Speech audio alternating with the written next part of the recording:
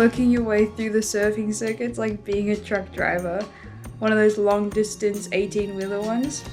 You sleep anywhere you can, you eat anything you can get. And when you leave home in January, you're lucky if you can get home for Christmas with a bit of change in your pocket.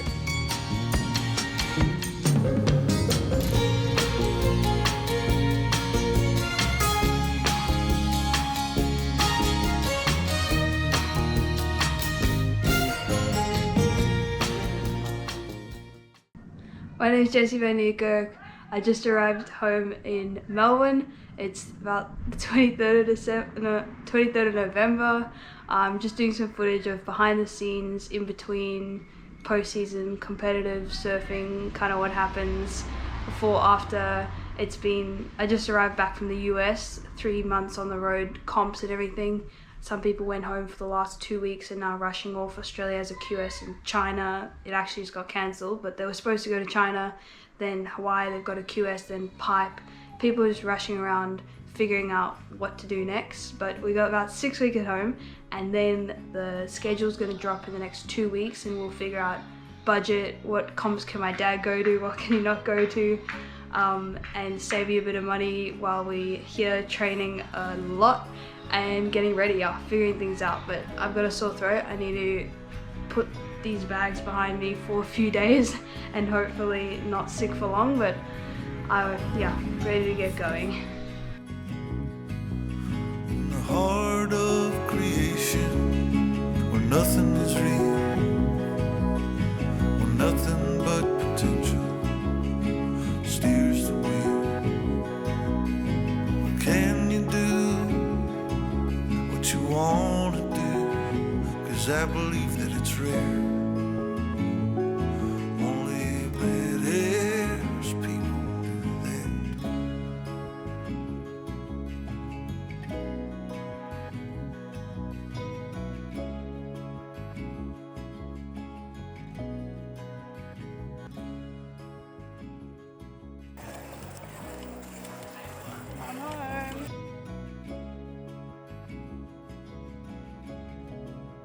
Okay, I'm so excited. It's December 15th and the schedule dropped a couple days ago, and today confirmed our first event, Morocco. But backtrack, I was sick for like 10 days when I got back, and after a couple days started to get going, moving, finally getting back in the gym, and then started surfing, a couple sessions at the pool, a couple sessions at the coast. So I'm amping, but yeah, the schedule's dropped for most people's QSs, and for the CT, and for the Challenger Series 2025. But let me explain how the tour kind of works. It starts with, the WSL has 3 levels. Number 1 being the highest level is the Championship Tour.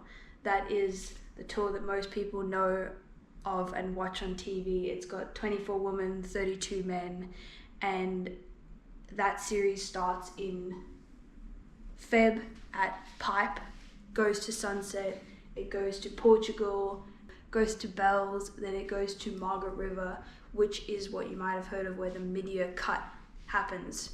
And the mid-year cut is when 9 women and 12 men drop off the Championship Tour, and they have to re-qualify, and their re-qualification is on the Challenger Series.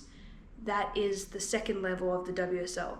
The Challenger Series has 48 women and 80 men from the 7 regions of the world that qualify from those regions to the Challenger Series. And the Challenger Series starts right after the mid-year cut at, this last year was at Snapper Rocks and then to Narrabeen. It's going to change this next year, 2025. But yeah, it starts right after the mid-year cut, and it has 6 or 5 events, 5 different countries, and it runs from May through to October. That's the last event that I just flew home from, which was at Brazil. So yeah, the Challengers has 7 different regions that all the competitors qualify through. So everyone drops down from the CT and everyone qualifies from their region and meets at the Challenger Series. So the QS is how you get onto the Challenger Series.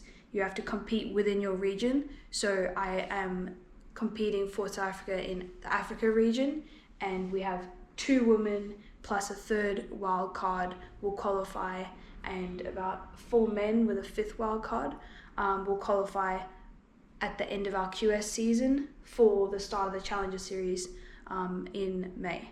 So in other regions like Europe, there's 4 women and a 5th wild card, and 6 men and a 7th wild card. It just varies, and different numbers per region.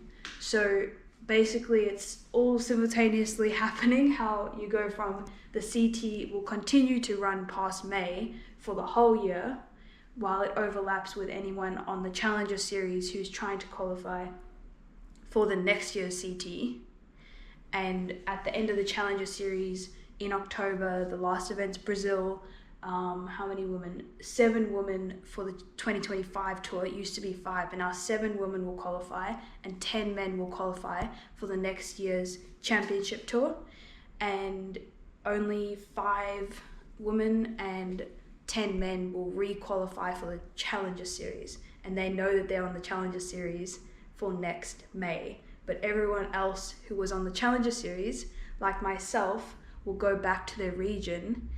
We've already been competing. We had 2 QSs to start accumulating points for the next year Challenger qualification.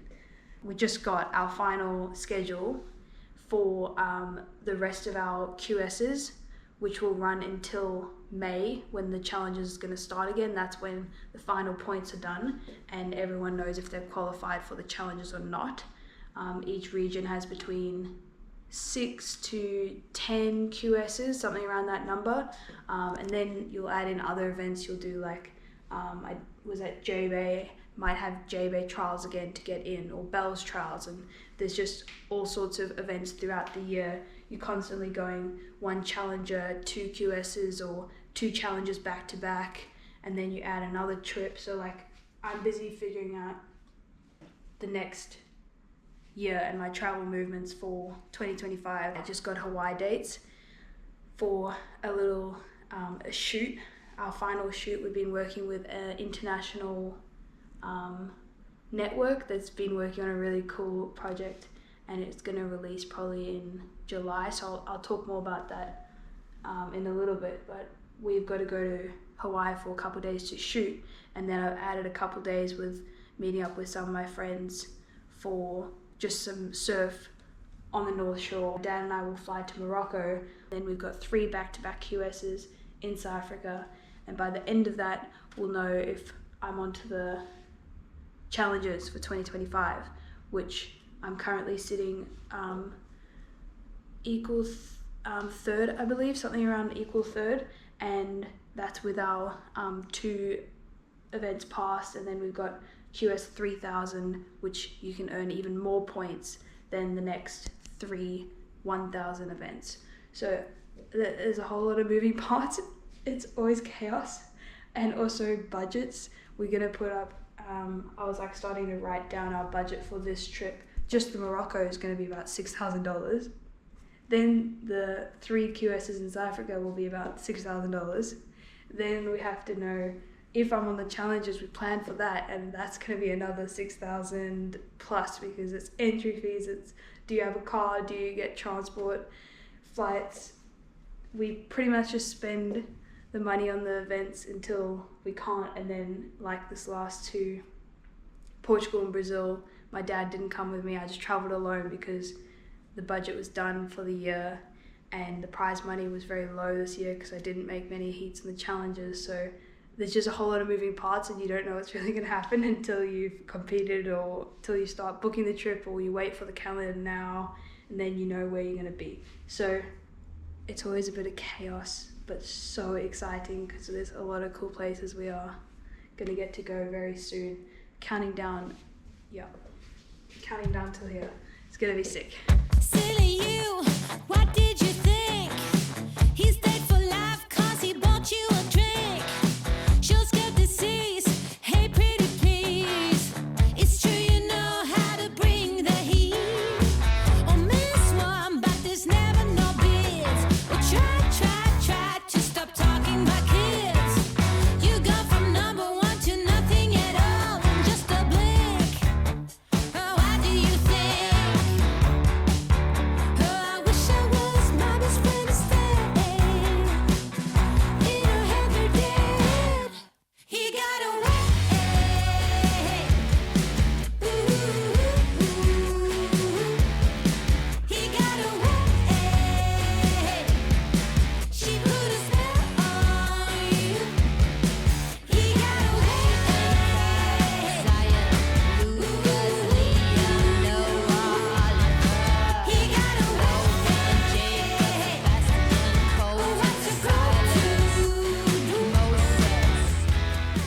where it's at, January, logistics and finances, booking like $12,000 worth of trips, but I've only got about $2,000 left from my end of year, the prize money left over. So that's why I'm talking to Mom. So 10 days, I'm heading to Hawaii. Got Hawaii, then I need to head back a week in Australia and then heading to Morocco.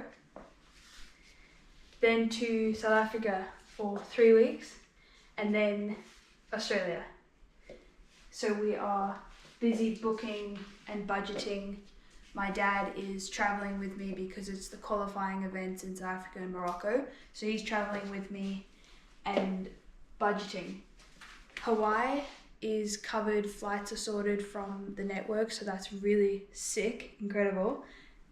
Accommodation will be about $1,000, including some transport and logistics, and we're getting a filmer, so that is going to be awesome.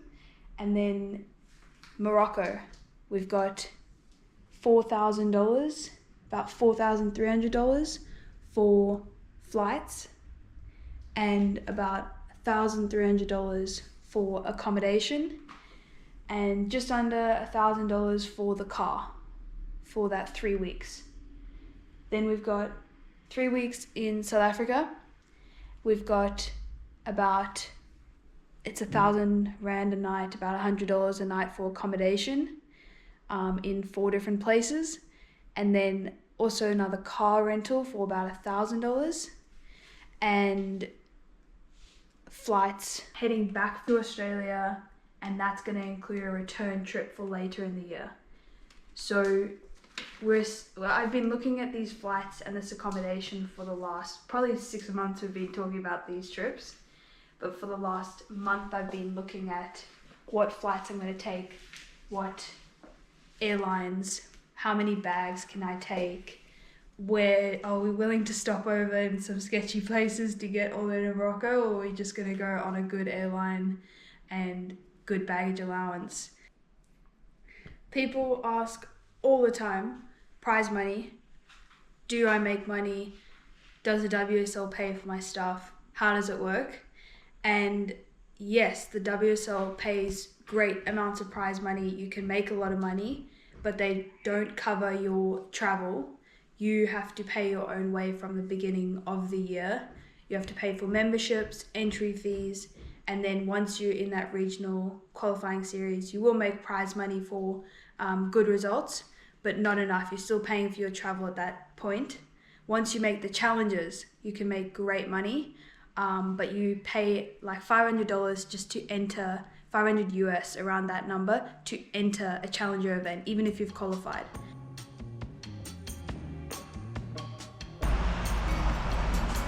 I'm off to Hawaii, end of month 1 and 2, pre-season, ready to go. The season starts now and it's gonna get very interesting.